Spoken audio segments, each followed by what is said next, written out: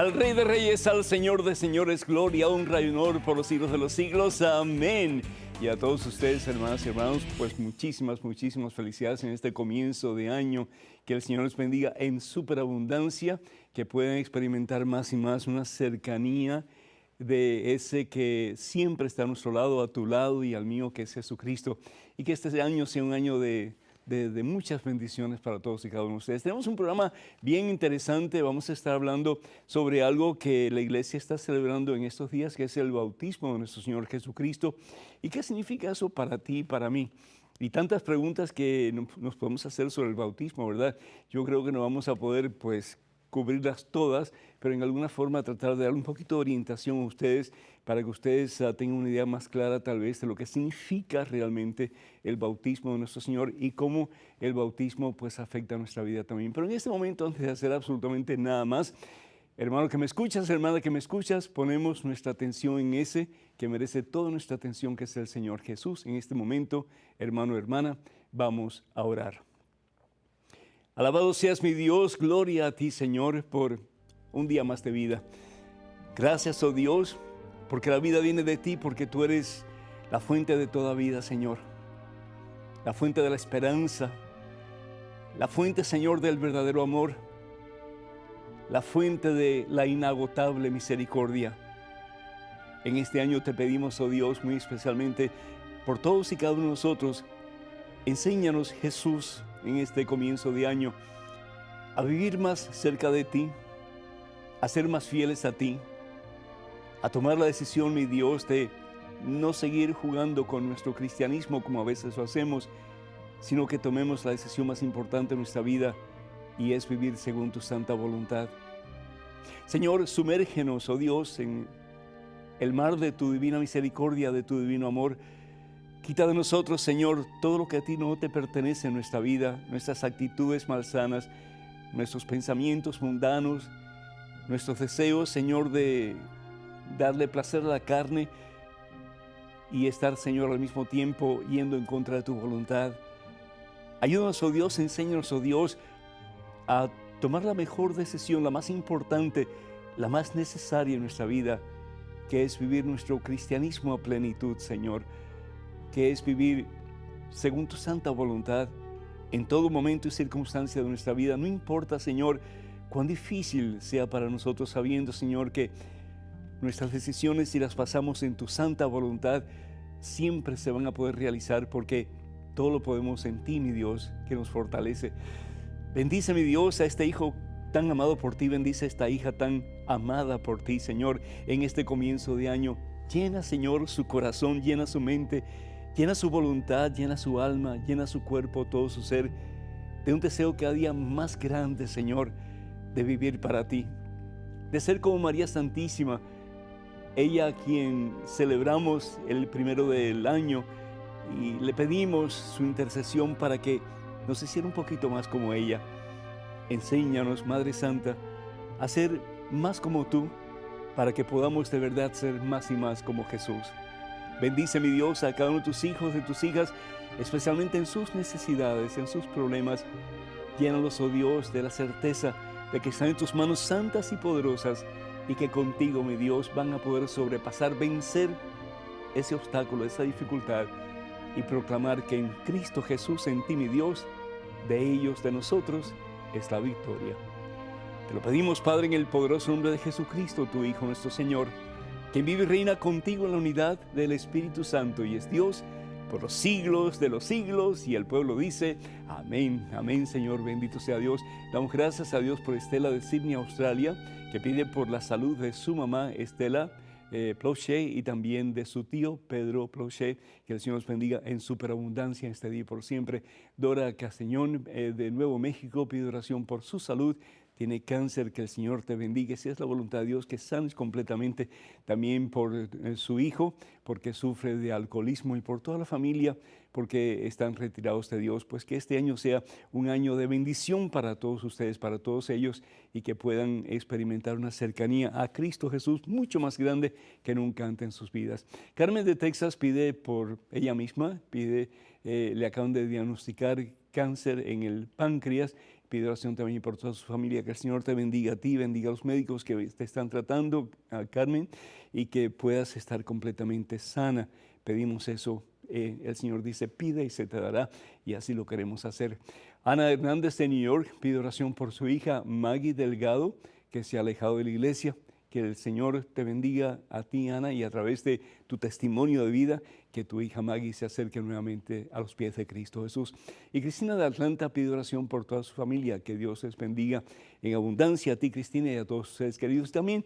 Pues pedimos muy particularmente por todos los hermanos y hermanas que están suscritos en la página de Facebook de este servidor, que el Señor les bendiga copiosamente. Nosotros oramos por todos ustedes, aunque a veces son muchísimos los que piden oración y tal vez no podemos mencionarlos a todos, pero créanme que todos ustedes tienen un lugar muy especial en nuestros corazones y pedimos constantemente por sus necesidades.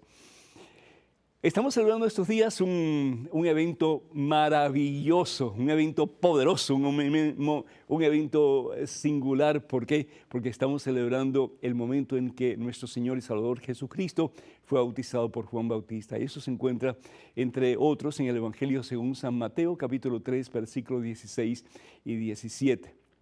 Y una de las preguntas que mucha gente se hace es, bueno, pues si Jesús se bautizó de adulto, ¿por qué entonces nosotros no esperamos para que nuestros hijos sean adultos y entonces ellos puedan decidir qué es lo que quieren ser? Y me parece como que no tiene sentido, y con el perdón de las personas que piensan que el bautismo debe ser para adultos nada más, no tiene sentido. Es decir, cuando tú naces en un país, tú no esperas a que tu hijo sea mayor de edad para decidir si quiere estar en ese país o quiere ser residente de ese país o quiere ser ciudadano de ese país o otro país. Cuando tu hijo nace o tu hija nace, tú no esperas a que el niño sea adulto para enseñarle el idioma, sino que desde el principio se lo enseñas. No esperas a que la criatura sea adulta para que le des de comer o le des abrigo, le des techo, le des amor, sino que desde el principio le estás dando las cosas que tú piensas que son esenciales para el bien andar de esa criatura. Entonces, si creemos que el bautismo no solamente nos incorpora en Cristo Jesús, nos hace uno con Cristo Jesús, como dice la palabra de Dios en Romanos capítulo 6, versículo 5, nos hace injertados en Cristo Jesús, nos injerta en el Señor, nos convertimos como células del cuerpo del Señor. Entonces es importante bautizar la criatura desde prácticamente su nacimiento. Hay personas que dicen, y con toda razón, ¿verdad?, de que la palabra de Dios en Marcos capítulo 16 dice que el que crea y se bautice será salvo. Sí, es decir, el creer es necesario para poder estar en unión con el Señor. Pero también tenemos que estar conscientes de que los niños, aunque no puedan tomar la decisión de creer por ellos mismos, ahí están los papás. Y los papás tienen pues no solamente el derecho, el deber, la responsabilidad también de ayudar a esas criaturas a crecer en estatura y en santidad ante Dios y ante los seres humanos. Una cosa muy interesante es que el bautismo toma el lugar de la circuncisión. Si nosotros vamos al libro de Génesis, el capítulo 17, versículo pues del 12 al 14, vemos como el Señor exige que el pueblo de Dios, los hombres, sean circuncidados. Y es a través del corte del prepucio. Entonces, esa es la marca externa de que esa persona le pertenece a Dios. Abraham, si vamos a ver, dice la palabra de Dios en Génesis capítulo 17, versículo 24, se circuncidó a la edad de 90 años. Entonces, si el pueblo de Dios, los hombres, iban a seguir la forma de actuar de Abraham, que se circuncida a la edad de 90 años, entonces todos los judíos hombres tenían que ser circuncidados a la edad de 90 años. Entonces, ese es un argumento muy flojo, muy débil, el decir que, bueno, Jesús supuestamente se bautiza a la edad de 30 años, entonces nosotros tenemos que bautizarnos cuando somos adultos. Pues eso no es cierto. Es decir, porque si recibimos la vida de Dios, si nos unimos a Cristo Jesús a través del bautismo, si el pecado original se borra, y se borra definitivamente, ¿por qué? Porque venimos a una situación de pecado, y dice la palabra de Dios en el Salmo 51, versículo 7, fíjense que pecador soy desde el vientre de mi madre, dice. Es decir, porque desde el vientre de nuestra madre venimos a un mundo infectado por el pecado. ¿Y qué hace el bautismo? El bautismo nos libera de esa infección, de ese pecado, y nos hace puros, nos da la gracia. La gracia que recibimos en el bautismo es gracia santificante, es decir, nos santifica el Señor en nosotros, nos santifica el Espíritu Santo de Dios, nos santifica. Ese es el propósito del Espíritu Santo, llevarnos a una relación cada vez más íntima y estrecha con el Señor Jesús. Por eso dice San Pablo en Colosenses capítulo 2, versículos 11 y 12, que nuestra circuncisión no es una circuncisión de la carne, sino que es a través del bautismo que nos hacemos criaturas nuevas, nos hacemos hijos adoptivos de Dios. Desde el principio de la cristiandad, prácticamente, no solamente los adultos se bautizaban, sino que los niños también eran bautizados. Y tenemos muchos pasajes en la Biblia, en el Nuevo Testamento, pero quisiera resaltar uno, y ese es Hechos capítulo 16, versículo 33. El carcelero se había dado cuenta del poder de Dios. Estaban en la cárcel Pablo y Silas por haber predicado la palabra de Dios. Y nos dice la Santa Biblia que el carcelero quería matarse. Y le dice Pablo, no lo hagas, no lo hagas, estamos todos aquí. Y entonces él se da cuenta del poder de Dios, que abrió todas las puertas y los prisioneros pudieron salir de las cárceles. ¡Qué hermoso! Cuando nosotros podemos salir de nuestras cárceles y comenzar una vida nueva en el Señor Jesús. Y le dice el carcelero a los dos apóstoles, ¿qué debo hacer para salvarme? Pregunta importantísima, ¿no es cierto? Creo que es la pregunta más importante, más necesaria que nos podemos hacer. ¿Y qué es lo que le dice Pablo al carcelero? Cree tú en Jesús y te salvarás tú y toda tu familia. Y dice la palabra de Dios entonces que en ese preciso momento el carcelero con toda su familia se bautiza. Es decir, la familia no estaba consciente ni siquiera de quién era Jesús. No estaba consciente ni siquiera de que tenían que creer para poderse bautizar. Pero porque el carcelero se bautiza y pide que toda su familia se bautice, él se hace responsable delante de Dios para que toda su familia conozca la verdad que es Jesucristo y acepte a Jesús como su único y verdadero Señor. ¡Qué hermoso! Entonces, esa es la responsabilidad de mamá y papá, enseñarle a los hijos la fe, transmitir a los hijos la fe. Y no cuando sean grandes, pues decir, hijo, ¿qué fe tú quieres? ¿Qué Dios tú quieres creer? ¿Quieres creer en Jesucristo? ¿Quieres creer en Alá? ¿Quieres creer en Buda? ¿O no quieres creer en nada? No, desde el principio. Tal vez los demás no creían, pero él sí creía. Dice la palabra de Dios, si tú crees en Jesús, si tú crees, te vas a salvar tú y toda tu familia. Hermano, hermana que me escuchas, transfiere la fe a tu hijo, transfiere la fe a tu hija, desde pequeñito. Habla con ellos de Dios, ora con ellos, enséñales la palabra de Dios, la Santa Biblia, que ese momento de gracia que han recibido en el bautismo cada vez sea más poderoso en ellos y que esa gracia los santifique a través de la transmisión de la fe que tú vas a hacer para ellos y con ellos. Entonces un día delante del trono de gloria vas a poder decir, Señor, no perdí a ninguno de los que tú me diste. Padre Todopoderoso, bendice a estos papás y bendice a sus hijos también, y que a través de el bautismo no solamente vivamos unidos a Cristo, adheridos a Cristo, pero podamos caminar en santidad en este nuevo año, Señor, y ayudar a muchos a hacer lo mismo. Amén. Hermanas y hermanos, para que nos llamen, el teléfono es el 205-271-2924. 205-271-2924. Esperamos sus llamadas. Vamos a una pequeña pausa. Regresamos en cuestión de momentos, así que por favor no se vayan. Quédense con nosotros.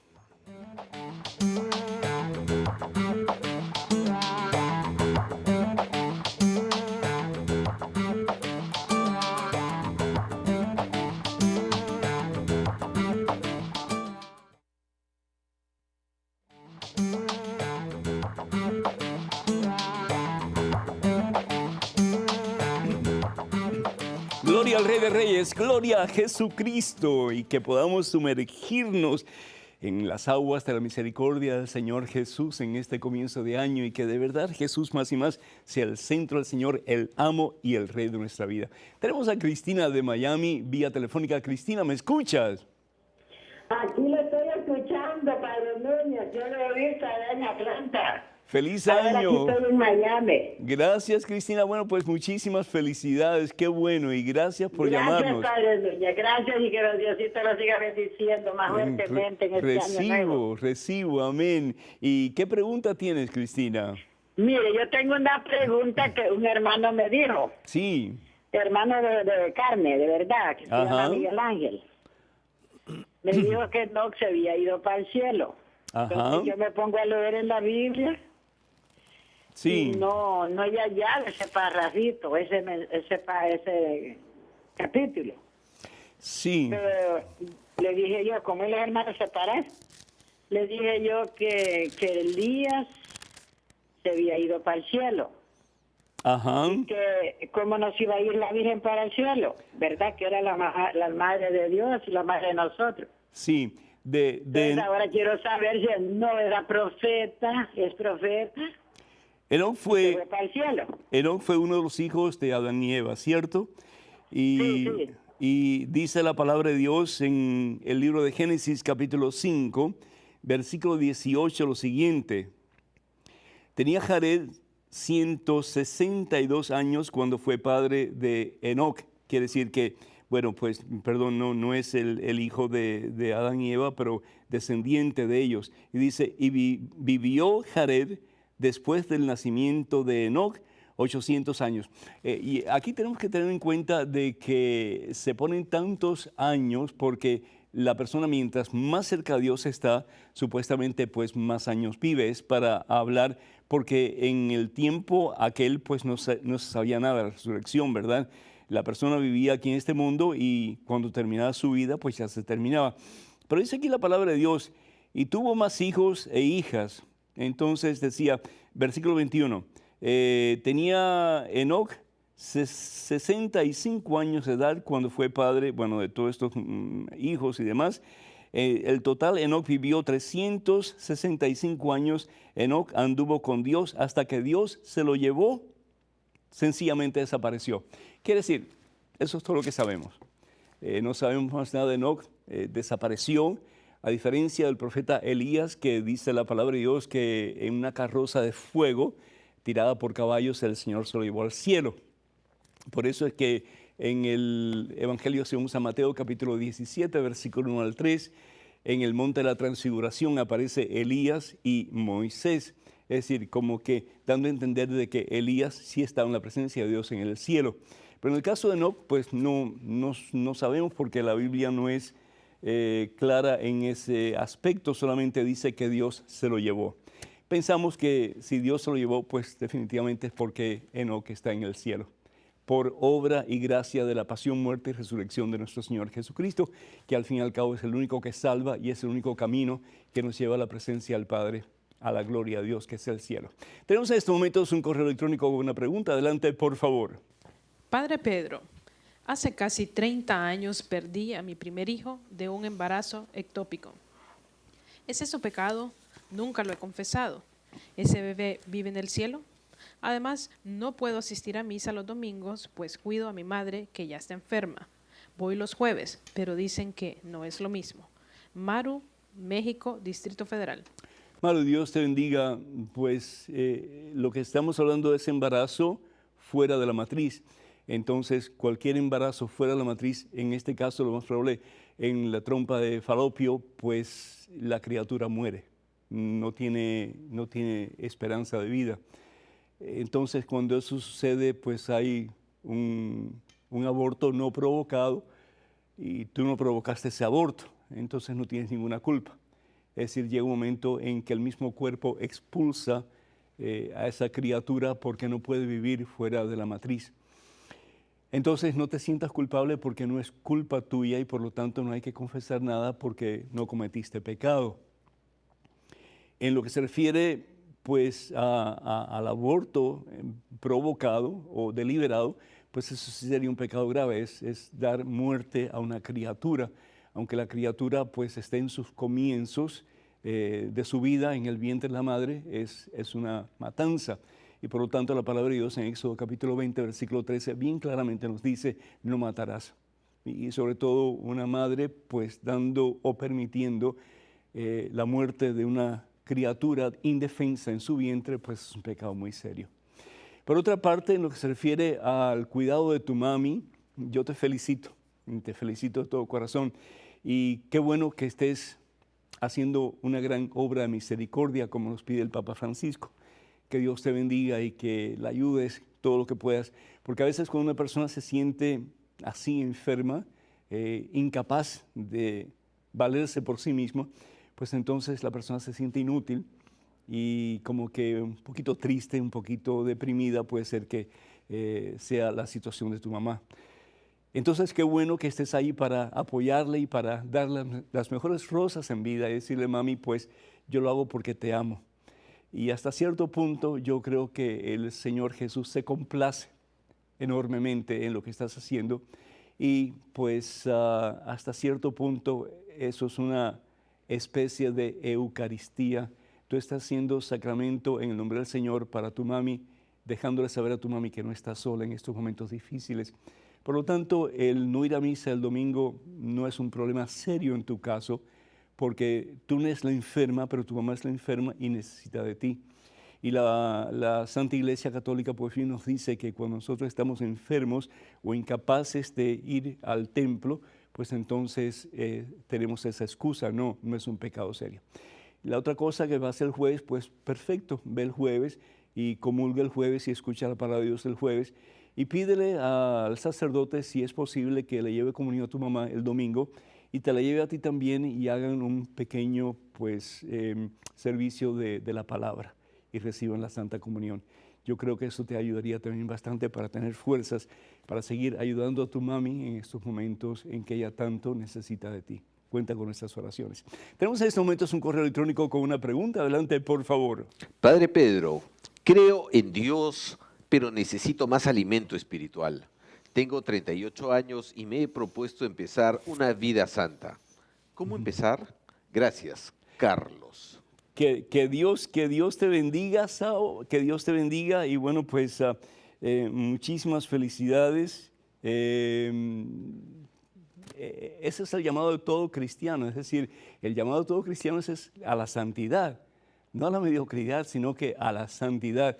¿Y qué significa santidad? Pues ser imágenes de Jesús, el santo entre todos los santos.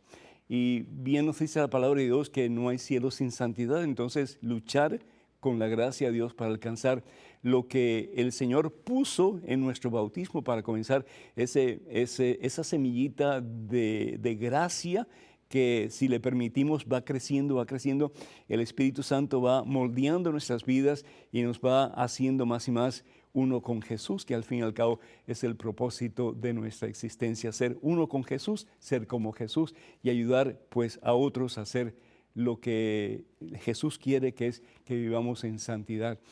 La palabra de Dios en el Evangelio según San Juan, capítulo 15, versículos 5 y 6, nos habla claramente Jesús y nos dice, yo soy la vid y ustedes son las ramas. Y si la rama se quiebra, se aparta del tronco, ¿qué es lo que le pasa a la rama? La rama se muere.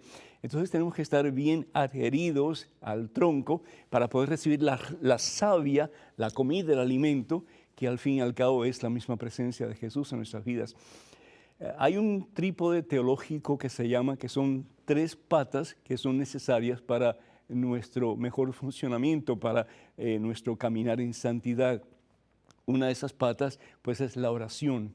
La oración es básica, tenemos que como cristianos orar todos los días y es en la oración que vamos desarrollando una relación cada vez más estrecha con ese que es el que nos ama, como decía Santa Teresa de Ávila, es una conversación con el amado. Y en la oración pues hablamos y también es importante que escuchemos porque Dios tiene algo que decirnos siempre. Entonces, en lo profundo de nuestro ser, escuchar la voz de Dios. Y si lo que sentimos que Dios nos está diciendo está de acuerdo con las enseñanzas de la Biblia y las enseñanzas de la Santa Iglesia, podemos decir, esto viene de Dios. Así que es importante eso. La otra pata del trípode, pues es el estudio. Tenemos que estudiar. La palabra de Dios bien nos dice, mi pueblo perece por falta de conocimiento. Entonces, que nosotros tomemos tiempo para estudiar. Y si es posible, pues con el grupo de la parroquia y si es posible, con una persona que realmente esté entrenada para ayudarnos a solventar cualquier duda, cualquier pregunta que tengamos, etcétera, ¿sí? Sobre todo si es un sacerdote, una religiosa, un religioso. Y lo tercero que es importante, pues es el servicio, las obras de misericordia. De nuevo, el Papa Francisco enfatiza mucho que debemos de ser misericordiosos. Y ser misericordiosos no es otra cosa, la misericordia no es otra cosa, sino que el amor en acción, el amor en acción. El poder olvidarnos un poquito nosotros mismos para ayudar a otras personas. La otra cosa que yo te recomiendo es que tengas un director espiritual, muy importante, importante. Para que él te guíe, ¿verdad? Es importante que a través de esa dirección espiritual tú vayas a recibir los sacramentos regularmente, en la Eucaristía sobre todo, confesarte regularmente.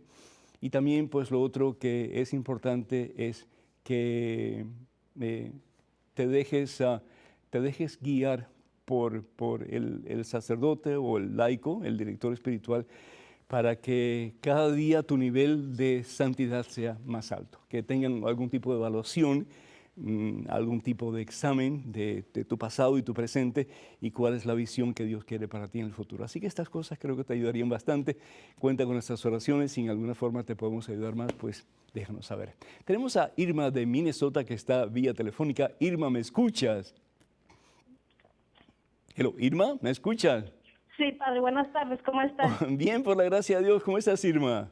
Bien, bien, gracias. Feliz año, feliz año. Igualmente, feliz año. Gracias. Padre. Adelante Que Dios con lo tu bendiga. pregunta. Gracias, Irma, gracias. Adelante, por favor. Mire, padre, yo quería pedirle un consejo. Sí. No sé qué hacer, cómo hacerle, tengo el hijo separado, ya se ha separado 2 veces. Tienen 2 niños, un niño de 9 años y una niña de 3 años. Ya no sé qué aconsejarle, si volverse él la quiere a ella todavía mucho y yo veo que él quiere reconciliarse con ella, pero pues de repente yo no sé qué hacer. ¿Qué ha pasado? ¿Qué ha pasado entre ellos, Irma? Pues ella le ha sido infiel. Ajá, ¿Más de una vez? Sí, más de una vez. Y hay personas que me dicen que ya como lo ha hecho 2 veces, pues lo va a seguir haciendo, que ya ¿Y personas él le ha así. sido infiel a ella también o no? No, él no. Ok. Y ¿Él está dispuesto a rehacer su relación con ella o no? Él sí. Él aunque dice que no, pero yo sé que en el fondo él sí quiere, porque cuando él habla, se comunica con ella, yo lo veo que él está alegre, que está contento, y cuando veo que ya no tienen comunicación, lo noto que se pone deprimido, triste. Irma, la misión del diablo es separar, ¿no es cierto? La palabra diablo significa división, él divide, ese es el propósito del diablo, de echar abajo la obra de Dios. Yo lucharía por el matrimonio, es decir, el problema sobre todo del hombre es su ego, su orgullo, que en estos momentos, en el caso de tu hijo, pues está muy herido, está roto, ¿no?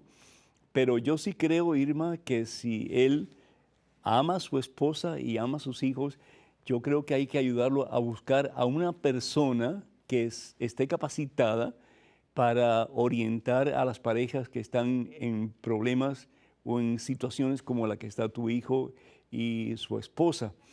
Yo creo que para Dios no hay nada imposible y yo creo que por muy tergiversada que haya sido la vida de la esposa de tu hijo, siempre hay una oportunidad para comenzar de nuevo si le damos a esa persona una oportunidad, pero esa persona tiene que sanar.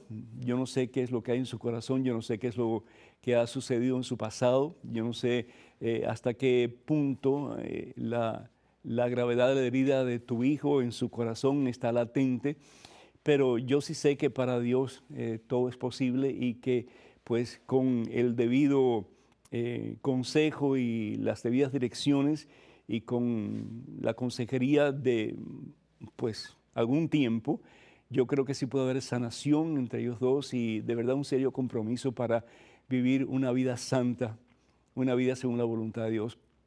Y no solamente por el bien de ellos, pero por el bien de sus hijos. Muchas veces se le hace tanto daño a los hijos, ¿verdad? Cuando hay división entre papá y mamá. Y al fin y al cabo, pues los hijos no pidieron venir a este mundo. Papá y mamá los trajeron a este mundo y los trajeron con la esperanza de que fueran felices, y entonces hay que luchar para que pues ellos sean felices, y la felicidad de los hijos se encuentran cuando papá y mamá están juntos. Y yo sé que hay situaciones en que es imposible, ¿verdad?, de acuerdo al pensar del hombre. Pero si tu hijo de nuevo está interesado en rehacer su matrimonio, rehacer su familia, pues aconsejarle que sí lo haga y ayudarle a buscar el medio, la persona indicada para que ellos vuelvan a comenzar a tener confianza el uno en el otro, a creer el uno en el otro, a sanarse el uno al otro, y con la esperanza de Dios, pues a vivir una vida nueva en unidad, como Dios así lo quiere para todas las familias. Cuenta con estas oraciones, Irma. Tenemos en estos momentos un correo electrónico con una pregunta. Adelante, por favor. Padre Pedro, ¿es cierto que la demonología se estudia en la teología católica? Si es cierto, ¿cuál es el motivo principal para esto? Sabot. Sabot, Dios te bendiga, y pues muchísimas gracias. La teología, para comenzar, es el estudio de Dios. Y dentro del estudio de Dios y dentro de la experiencia de Dios, encontramos la antítesis de Dios, que en alguna forma pues es Satanás y todos sus secuaces, los ángeles caídos, ¿no es cierto? Y pues la teología católica estudia eso también. ¿Por qué? Porque tenemos que conocer a nuestro enemigo. Y mientras mejor conocemos al enemigo, pues más sabemos cómo luchar contra él para vencer en el nombre de ese que nos ha dado la victoria, que es Cristo Jesús el Señor. Por ejemplo, la palabra de Dios en Apocalipsis capítulo 12, versículos del 7 al 9, ahí se estudia en relación a la demonología, cómo los ángeles caen por la soberbia de ellos de querer ser como Dios o aún mejores que Dios, la desobediencia, que al fin y al cabo es lo que le sucede a nuestros primeros padres, Adán y Eva.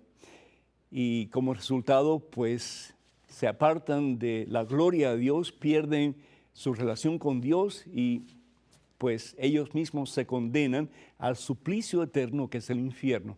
Entonces, el estudiar cuáles son las consecuencias cuando hacemos el mal, cuáles son las consecuencias cuando nosotros hacemos que otros caigan en el mal también, cuando influenciamos a otros en caminos incorrectos. Entonces, se estudia eso. Por ejemplo, en el libro de Job, en el capítulo 1, cuando Satanás va donde el Señor, y esto es una cosa tan real, ¿no? Porque le pide autoridad al Señor para poder tentar a Job, porque Satanás piensa que Job es tan buena gente y un hombre tan de Dios, porque al fin y al cabo ha sido muy bendecido por Dios. Pero si Job tiene la oportunidad, piensa Satanás, de experimentar cosas malas, dificultades, tribulaciones en su vida, lo más probable es que Job va a dejar de ser esa buena persona que ha sido. Y Dios le da cierto poder, le da cierta autoridad. Es interesante, hermanos, es maravilloso, porque al fin y al cabo quien tiene todo el poder, quien tiene toda la autoridad es Dios. A veces pensamos que Satanás como que tiene más poder que Dios porque hay tantas cosas malas en el mundo. Pero es porque tú y yo, el ser humano, tiene libertad, libre albedrío. Y por lo tanto muchas veces tomamos las decisiones equivocadas.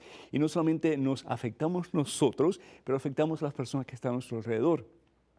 En el libro de Génesis, por ejemplo, capítulo 3, versículos del 1 al 7, vemos cómo Satanás, que ya ha desobedecido a Dios, que ya se ha apartado de Dios y en su propio ser experimenta la ausencia de Dios, quiere que otros pequen también. Así nos pasa a nosotros. Cuando nosotros pecamos y estamos en la suciedad del pecado, como que queremos que otros también hagan lo mismo. Cuando yo me alcoholizo, yo quiero que otros se alcoholicen conmigo. Cuando yo tomo drogas, yo quiero que otros también usen drogas. Cuando yo veo pornografía, yo quiero que otros la vean también. Es decir, yo no quiero sentirme solo en mi miseria. Yo empujo a otros para que hagan los mismos, como los cangrejos cuando están tratando de subir por una superficie plana y otros se empujan y van para abajo. Entonces, ahí vemos cómo la demonología pues actúa, cómo Satanás actúa, cómo los secuaces de Satanás actúan, y es importante saberlo porque, de nuevo, tenemos que saber de Dios. Definitivamente Él es el que salva, es el que libera, el que da vida, pero tenemos que conocer al enemigo para poder luchar contra él y en nombre de Cristo Jesús vencer. Hermanas y hermanos, el teléfono para que nos llamen y esperamos sus llamadas es el 205-271-2924. 205-271-2924. Vamos a una pequeña pausa, regresamos en cuestión de momentos, así que por favor no se vayan, quédense con nosotros.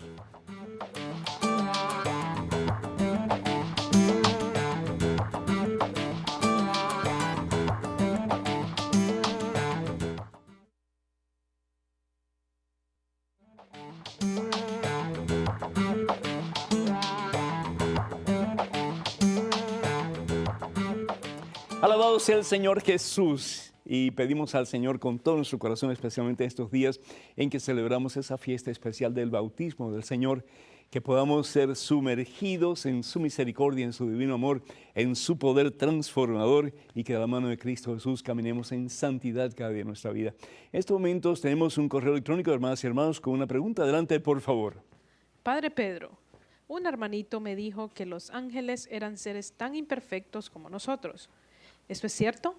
De ser así, ¿por qué entonces están acompañando a nuestro Creador? Siento que los ángeles son seres espirituales, iluminados, que están para ayudarnos a nosotros en esta tierra. Por favor, acláreme esta duda. Mónica, desde Venezuela.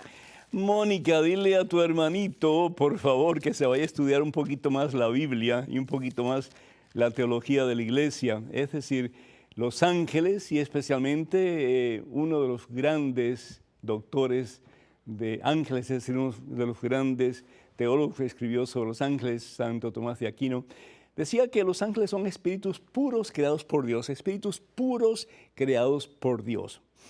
Es decir, no hay imperfección en ellos. Son seres perfectos cuyo propósito pues es servir a Dios, alabarlo, glorificarlo, como un día tú y yo vamos a hacer en su presencia en el cielo. Estar llenos de Dios de tal manera que se convierten realmente pues en medios que Dios utiliza para manifestar su presencia, para manifestar su gloria, para manifestar su voluntad.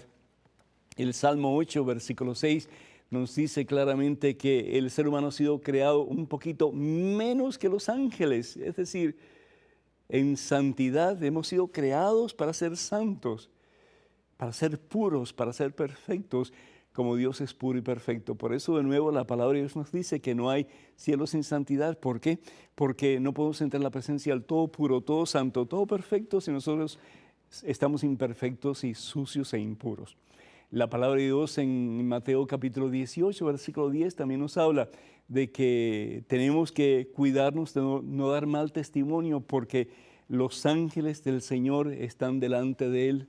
Es decir, como que nos están contemplando a nosotros y están delante de Él, de su trono, porque a Él les sirven. Entonces, que este hermanito pues estudie un poquito más de teología, y lo digo pues jugando, pero digo en serio también, que estudie un poquito más la palabra de Dios. ¿Por qué? Porque de nuevo los ángeles son instrumentos del Señor para hacer la obra que Dios quiere que ellos hagan. Y entre esos ángeles vemos, por ejemplo, los arcángeles que el Señor usa para comunicar cosas especiales a nosotros, en el caso de María Santísima, en el caso de Tobías, etcétera, ¿verdad? Así que, de nuevo, son espíritus puros creados por Dios para servirle a Él. Ahora, los ángeles imperfectos, los impuros, etcétera, son los ángeles caídos, que hoy día pues forman parte del infierno, desafortunadamente, con Satanás a la cabeza. Tenemos en estos momentos un correo electrónico con una pregunta. Adelante, por favor. Padre Pedro, mi madre se divorció hace 2 años. Tiene 54 años, es muy bonita y simpática. Todos le dicen que todavía está joven y se case de nuevo, a lo que yo me opongo rotundamente. No por egoísmo ni celos, pues creo que puede ser feliz por sí misma sin depender de otros. Creo que uno se casa una vez en la vida y que el divorcio es del mundo y no de Dios. ¿En la Biblia se habla del divorcio? ¿Dios aprueba el divorcio? Karen, de San José, Costa Rica.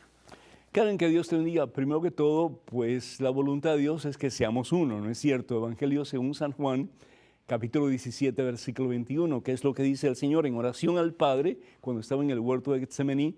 Padre, que todos sean uno, como tú y yo somos uno. Que todos sean uno. Entonces el mundo creerá que tú me has enviado, Padre. Cuando los discípulos de Jesús lleguemos a esa unidad, cuando comencemos a romper barreras, a quitar obstáculos entre nosotros, a sacar los desprecios, las actitudes negativas, las palabras hirientes, todas esas cosas, entonces el mundo va a creer en Jesucristo. ¿Qué responsabilidad tan grande tenemos, hermanos? Es decir, yo no puedo vivir mi vida como yo quiero, porque yo he sido comprado a un gran precio, tú también, al precio de la cruz de Jesucristo en el Calvario. No nos pertenecemos, somos propiedad de Dios. Le pertenecemos dos veces, porque Él nos ha creado, primero, y después porque nos ha comprado, segundo. La palabra de Dios en el Evangelio según San Mateo, capítulo 4, versículos del 8 al 10, nos habla acerca de un hombre que se encuentra con Jesús. Y la palabra de Dios nos dice que este hombre, pues, le invita a otra persona, en este caso a Natanael, para que él conozca a Jesús también. Entonces, le dice que es porque él ha encontrado al Mesías, bendito sea el Señor. Aquí, por ejemplo, la palabra de Dios en el Evangelio según San Mateo, capítulo 8, dice, a continuación, en este caso, lleva el diablo a Jesús. La palabra diablo, de nuevo, significa el que divide, a un monte muy alto, y a él le muestra a todas las naciones. Y le dice, te daré todo esto si te arrodillas delante de mí y me adoras. Qué terrible, ¿no es cierto? Es decir, primero que todo, Satanás es un mentiroso. Satanás no tenía nada. Al fin y al cabo, aunque estemos perdidos, le pertenecemos a Jesucristo. Y hasta el último momento el Señor va a luchar para que nosotros volvamos a Él. Así que Satanás no tiene nada. Satanás nos tiene completamente cuando nosotros morimos y vamos al infierno, entonces sí. La palabra de Dios también en Malaquías, en el capítulo 2, versículo 18, y ahora eso lo encontramos aquí rapidito. Malaquías, vamos a ver si lo encontramos. No sé si lo voy a poder encontrar tan rápidamente como quisiera, pero dice la palabra de Dios, odio el divorcio. Odio el divorcio. Es decir, si algo no quiere Dios es el divorcio, que la gente se separe, que la gente se divida, y menos lo que Dios ha unido. Ahora la pregunta es esa. ¿Tu mamá y tu papá realmente fueron unidos por Dios? Tal vez se casaron por la Iglesia Católica, pero eso no quiere decir que ellos realmente están viviendo el sacramento matrimonial. Y ahí es donde entra la posibilidad de un anulamiento o la nulidad del matrimonio. Y eso es lo que está hablando el Papa Francisco últimamente, que se debe de presentar, una persona que se ha divorciado debe presentar su caso ante el tribunal de la diócesis particular para que ese caso sea examinado, para ver si realmente ese matrimonio fue un matrimonio según la voluntad de Dios, si fue un sacramento o si no lo fue. Si ese matrimonio se llega a la conclusión que no fue un sacramento, no fue un matrimonio según la voluntad de Dios, porque hay diferentes formas para saber eso, entonces la pareja está libre para casarse, porque realmente de acuerdo al pensar de la Iglesia, de acuerdo al pensar de Dios, esa pareja nunca estuvo casada ante la voluntad de Dios, ante la presencia de Dios, simplemente fue un acto externo, pero en su interior no iban con el propósito de casarse y de vivir juntos para el resto de la vida. Yo he compartido esto anteriormente con ustedes y creo que es válido que lo comparta de nuevo. Este amigo mío que dijo que se iba a casar y se casó, pero él decía que ni piense ella que va a ser la única. Es decir, eso no es un matrimonio cristiano, eso no es un sacramento y por lo tanto ese matrimonio se puede presentar, si es que llega un divorcio, ante los tribunales de la Iglesia para que pues, los tribunales decidan si realmente fue un sacramento o no. Y de acuerdo a mi punto de vista, pues no lo fue porque la actitud no era la correcta. Entonces, dile a tu mami que si ella realmente en algún momento desearía rehacer su vida, que hable con un sacerdote de confianza para que le ayude a comenzar un proceso de nulidad. Por otra parte, yo te pido a ti que tengas mucho cuidado, que tus emociones no te controlen de tal manera que tú quieras acaparar a tu mami y no le ayudes a ella a ser feliz. Y si ella puede rehacer su vida y lo hace de acuerdo a la voluntad de Dios y a los dictámenes de la Iglesia, pues entonces apoyarla, ¿verdad? Porque tu mami también tiene todo el derecho de buscar su propia felicidad, aunque tal vez la felicidad de tu mami no esté totalmente de acuerdo con tu forma de pensar, sobre todo porque puedes tener algún temor en tu interior de que la puedas perder al tenerla que compartir con otra persona, especialmente con un extraño. Cuenta con nuestras oraciones. En estos momentos otro correo electrónico con una pregunta. Adelante, por favor. Padre Pedro, mi sobrino dice que hay evidencias que la Navidad debería celebrarse en marzo o en septiembre, pues sería el mes más exacto en que nació Jesús. ¿Podría ayudar a aclarar esto? Laila, de Ecuador. Laila, que Dios te bendiga. No hay una evidencia concreta que diga Jesús nació en este mes o en este día o en este tiempo. La iglesia, ¿por qué celebra el 25 como el nacimiento del Señor Jesús, el 25 de diciembre? Porque en los tiempos de Jesús y antes de los tiempos de Jesús, había una fiesta muy grande en que se celebraba la fiesta del sol. ¿Por qué? Porque en ese día, el 25 de diciembre, el sol va saliendo con más fuerza, con más poder, y los días comienzan a ser más largos. Entonces, la iglesia, mirando eso y reconociendo que el único que realmente es la luz del mundo es Jesucristo, como dice él mismo en el Evangelio según San Juan, capítulo 8, versículo 12, yo soy la luz del mundo. Entonces, la iglesia, para echar abajo, si se quiere decir así, una creencia pagana e instituir una creencia religiosa, una creencia cristiana, pues comienza a celebrar la fiesta del cumpleaños de Jesús ese día. Tenemos que estar conscientes que por los primeros siglos no se celebró el cumpleaños de Jesús, solamente se celebraba la fiesta de la resurrección del Señor, el día domingo, después de Pascua, es decir, después del Jueves Santo.